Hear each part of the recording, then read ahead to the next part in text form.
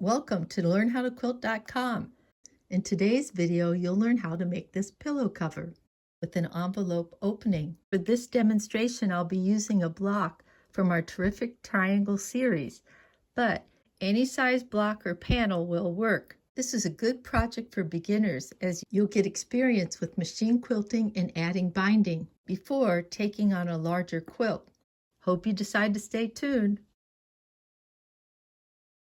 For this project, you'll need your quilt block and a pillow form that's about 1 to 2 inches smaller than your block. And you'll need fabric for the back of your pillow, fabric for the binding around your pillow. If you want to quilt the top, you'll need batting and backing for that block. So to figure out the amount of fabric that you'll need for your quilt block sandwich, you'll add 1 inch to 2 inches to the length and the width of the unfinished block, and then you're going to cut your batting and backing this size. There'll be a little extra batting and a little extra of the backing. This doesn't have to be perfect, just make sure that there's a little extra all the way around. Now for the pillow back, you'll need to cut 2 of these. The width should be the same as the block width, that's the unfinished size, and the length should be the length of the block plus an extra 4 inches. So for example, for my 17.5-inch block, to figure out the quilt sandwich, which is the batting and the back, I'll take 17.5 inches, I'll add 1 to 2 inches. I'm going to cut an 18.5 to 19.5 inch square. And just a reminder, this does not have to be perfect, but it should be at least that size. For the back of the pillow, you'll need to cut 2 of these. The length is going to be 17.5 inches plus an extra 4, which comes out to 21.5 inches, and the width is going to be 17.5 inches. So my 2 pieces will be 21.5 inches by 17.5 inches. For the front of your pillow, you'll want to make a quilt sandwich with your block on top, and then the batting, and then a backing fabric. This fabric really won't show, so it can be muslin or a piece of leftover fabric. I plan on machine quilting this by stitching in the ditch all the way around the star. So when I pin these layers together, I want to make sure that I avoid pinning in these seam lines. You'll want your pins to be about 2 to maybe 3 inches apart. When everything's been pinned, I'm ready to take this over to the machine for quilting. If this is your first experience with machine quilting, you might want to find out more information. I'll leave some links below, or you can visit learnhowtoquilt.com, click on Beginner Basics, and scroll down to Finishing the Quilt. I'll be using this walking foot to keep all of these layers in place when I stitch. For a project this size, you could probably get by with just a regular foot. Before I get started, I like to pull up the bobbin thread. So I put down my pressure foot, and I'll just put my needle down 1 time, bring it back up, lift up my pressure foot, and then pull that thread. You'll see that the bobbin thread will come up. Here's my bobbin thread. There's my regular thread.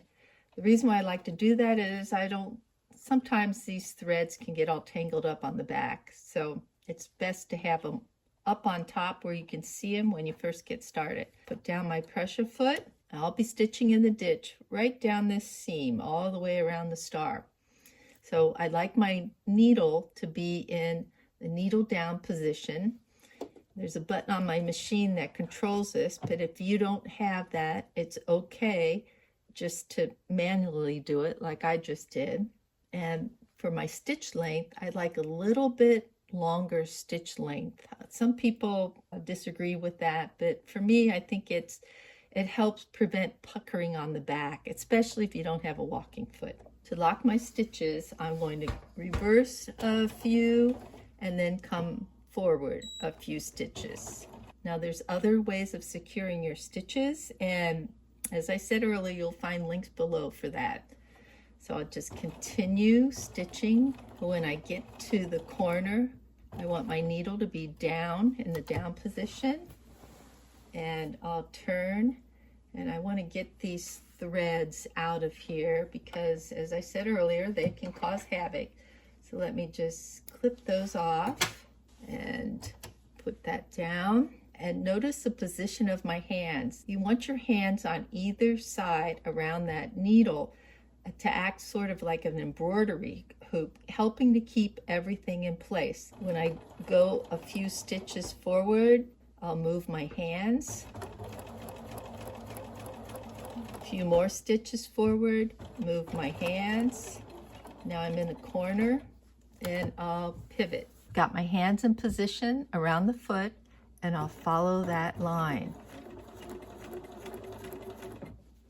Move my hands. When I get to the end here, keep my needle down, pivot. Oops, I probably got about another 1 stitch to go, so I will manually do that. There, and I'm going to pivot. Put my hands in position and go. Now I've stitched in the ditch all the way around this star, and I'm coming up to right where I started. I'll just come forward a few stitches, and then I reverse, lift up my needle, and clip my threads. Now when you stitch in the ditch here, that's just to hold all these layers together. If you want your stitching to show, you can try some other straight line quilting with this walking foot. I added some extra quilting lines using a piece of tape as a guide. After quilting, I stitched about 1/8 of an inch around the block's edge and then trimmed off the excess.